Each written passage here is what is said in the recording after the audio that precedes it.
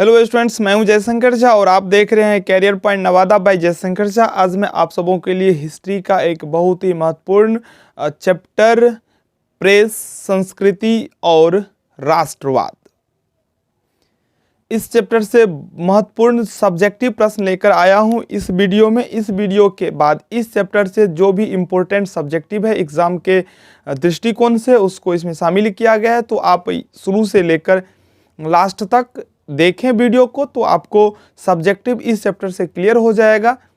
मैं आगे भी निरंतर आप लोगों को इम्पोर्टेंट सब्जेक्टिव दे दूंगा। ऑब्जेक्टिव तो अपलोड किया गया है चैप्टर का, प्रत्येक चैप्टर का, और लाइव क्लास भी होता है सोशल साइंस का भी, मैथ का भी। तो आपके लिए यह चैनल बहुत ही फायदेमंद है। तो इस चैनल को आप जरूर सब्सक्राइब करके बेल आइकन को प्रेस कर दें, अपने फ्रेंड्स के साथ शेयर कर दें ताकि उन्हें भी मदद मिल सके। तो चलिए शुरू करते हैं इस वीडियो को। पहला क्वेश्चन है, गुटेनबर्ग ने मुद्रण यंत्र का विकास कैसे किया। क्वेश्चन क्या है, गुटेनबर्ग ने यानी कि मुद्रण यंत्र का आविष्कार किसने किया, गुटेनबर्ग, वो कैसे किया ये पूछा जा रहा है। तो इसका उत्तर आप लोग इस क्वेश्चन में जानेंगे, ठीक है। गुटेनबर्ग का जन्म जर्मनी के मेंज नगर में कृषक जमींदार परिवार में हुआ था। गुटेनबर्ग का जन्म कहाँ हुआ था, जर्मनी के मेंज नगर में जमींदार परिवार में, ठीक है। गुटेनबर्ग ने अपने ज्ञान और अनुभव से, गुटेनबर्ग ने क्या किया, अपने ज्ञान, उनके पास जो ज्ञान था और उनके पास जो अनुभव था, उस अनुभव से बिखरी मुद्रण कला के ऐतिहासिक शोध को, जो मुद्रण कला का बिखरा हुआ इतिहास था, उसको क्या किया, एकत्र किया और टाइपों के लिए पंच, मैट्रिक्स, मोल्ड आदि बनाने पर योजनाबद्ध तरीके से कार्यारंभ किया। मुद्रा बनाने हेतु उसने सीसा, देखियो मुद्रा बनाने के लिए उन्होंने क्या क्या व्यवस्था किया, सीसा, टीन, बिस्मथ धातुओं से उचित मिश्र धातु बनाने का तरीका ढूंढा। गुटेनबर्ग ने आवश्यकता के अनुसार मुद्रण स्याही भी बनाई तथा हैंड प्रेस का प्रथम बार मुद्रण कार्य संपन्न कराने में प्रयोग किया। इस प्रकार सुस्पष्ट, सस्ता एवं शीघ्र कार्य करने वाला गुटेनबर्ग का ऐतिहासिक मुद्रण शोध 1440 ईस्वी में शुरू हो गया। क्वेश्चन था जो गुटेनबर्ग ने मुद्रण यंत्र का विकास कैसे किया, तो बहुत ही आसान तरीकों से आपको पता चल गया होगा। गुटेनबर्ग जर्मनी के कृषक जमींदार परिवार में जन्म लिया था और उन्होंने अपने ज्ञान और अनुभव से टुकड़ों में जो बिखरा हुआ मुद्रण कला था उसको एकत्र किया और जो भी आवश्यक वस्तुएं था उसका भी योजनाबद्ध तरीके से व्यवस्था करके, प्रयोग करके वो मुद्रण का कार्य प्रारंभ किया। मुद्रा बनाने में उन्होंने सीसा, टीन, बिस्मथ धातु से मिश्र धातु बनाने का तरीका ढूंढा, स्याही का भी निर्माण किया। तो एक एक पॉइंट को आप समझिए और आराम से आप उत्तर लिखिए। अगला प्रश्न है, स्वतंत्र भारत में प्रेस की भूमिका पर प्रकाश डालें। तो स्वतंत्र भारत में प्रेस की भूमिका बहुत ही प्रभावशाली रही है। स्वतंत्र भारत में प्रेस की प्रभावशाली भूमिका रही है। आप सब लोग जानते हैं, जहां भी कोई पूरे देश में कोई घटना घटित होता है तुरंत वहां पे बहुत सारे न्यूज़ चैनल वाले पहुंच जाते हैं और उसको पूरे जनता के बीच में उस बातों को फैला देते हैं। तो यही तो प्रेस है, ठीक है ना। तो आप लोगों को घर बैठे सारा जानकारी मिल जाता है। तो यह जो है राजनीतिक हो या सामाजिक हो या आर्थिक अंतर्राष्ट्रीय संबंधों के विकास में प्रभावशाली भूमिका निभा रही है। कौन, प्रेस। यह अंतर्राष्ट्रीय यानी कि एक देश से दूसरे देश, राष्ट्रीय, प्रादेशिक, क्षेत्रीय घटना, सरकारी नीतियां, खेलकूद, मनोरंजन की सूचना देने वाला प्रमुख माध्यम है। आपको घर बैठे अमेरिका, रूस, फ्रांस, जापान की खबर तुरंत मिल जाता है। अमेरिका में कोई घटना घटित होता है और आप टीवी खोलते हैं तो आपको दिखाई देने लगता है। ये सब का सब काम किसका है, प्रेस का। और लोकतंत्र में के लिए तो प्रेस का बहुत ही ज़्यादा महत्व है।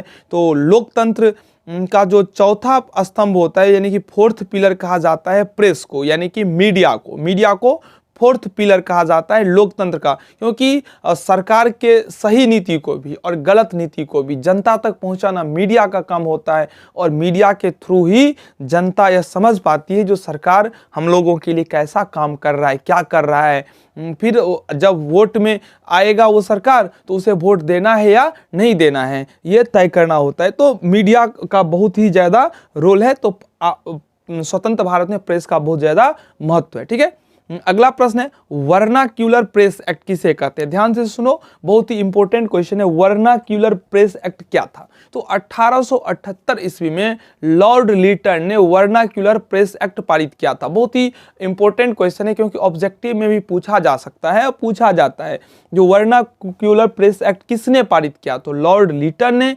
कब किया? तो 1878 ईस्वी में। ठीक है, इस एक्ट के माध्यम से उन्होंने क्या किया? तो देसी भाषा का जो भी समाचार पत्र था उसको नियंत्रण में ला लिया। ठीक है ना, देसी समाचार पत्र था जो देसी भाषा में, लोकल भाषा में जो समाचार पत्र था उसको अपने नियंत्रण में ले लिया वर्नाक्यूलर प्रेस एक्ट को पारित करके। अगर आप लोगों को हमारा प्रयास अच्छा लगता है तो एक प्यारा सा कमेंट आप लिख दीजिएगा, जो आपको लग रहा हो, जैसा लग रहा हो, और वीडियो को लाइक जरूर कर दीजिएगा अगर आपको अच्छा लगता है तो। ठीक है ना, शेयर तो कर ही दीजिएगा आपको अच्छा लगे या अच्छा ना लगे, लेकिन शेयर जरूर कीजिएगा अपने फ्रेंड्स के साथ, क्योंकि यह क्वेश्चन बहुत ही महत्वपूर्ण है एग्जाम के पॉइंट ऑफ व्यू से। चलिए अगला क्वेश्चन है, मार्टिन लूथर के बारे में संक्षेप में बताइए। तो मार्टिन लूथर एक धर्म सुधारक थे जिसने रोमन कैथोलिक चर्च की कुरीतियों की आलोचना करते हुए अपनी 95 स्थापनाएं लिखी।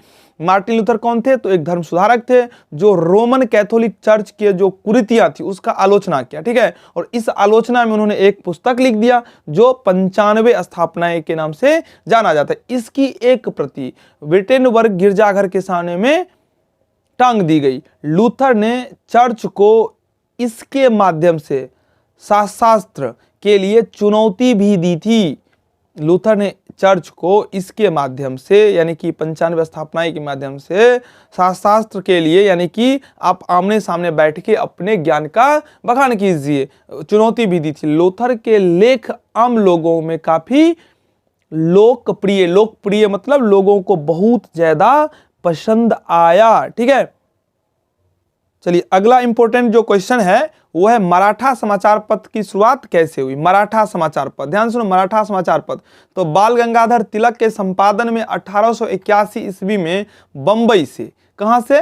बंबई से। कब? 1881 में। किन के द्वारा? तो बाल गंगाधर तिलक के द्वारा।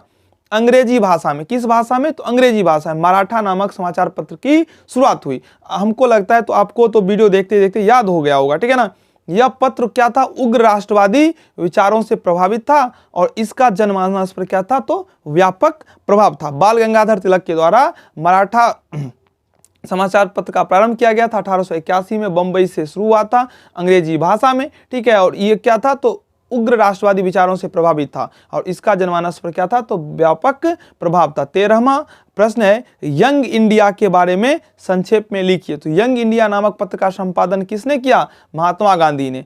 इनके माध्यम से, यानी कि यंग इंडिया के माध्यम से उन्होंने अपने विचारों और राष्ट्रवादी आंदोलन का प्रचार किया। ठीक है ना, इस पत्र के माध्यम से गांधी जी ने सरकार को अपने राजनीतिक दर्शन एवं राजनीतिक कार्यक्रमों से अवगत कराया था। भारत के अवाम को एक बड़े आंदोलन के लिए प्रशिक्षित किया। यंग इंडिया का जो संपादन था गांधी जी के द्वारा किया गया था और इस पत्र के माध्यम से उन्होंने भारतीय जनता को प्रेरित किया ब्रिटिश सरकार के विरुद्ध में। तो इस चैप्टर से जितना भी इंपॉर्टेंट सब्जेक्टिव हो सकता था वो आप लोगों को मैंने बता दिया।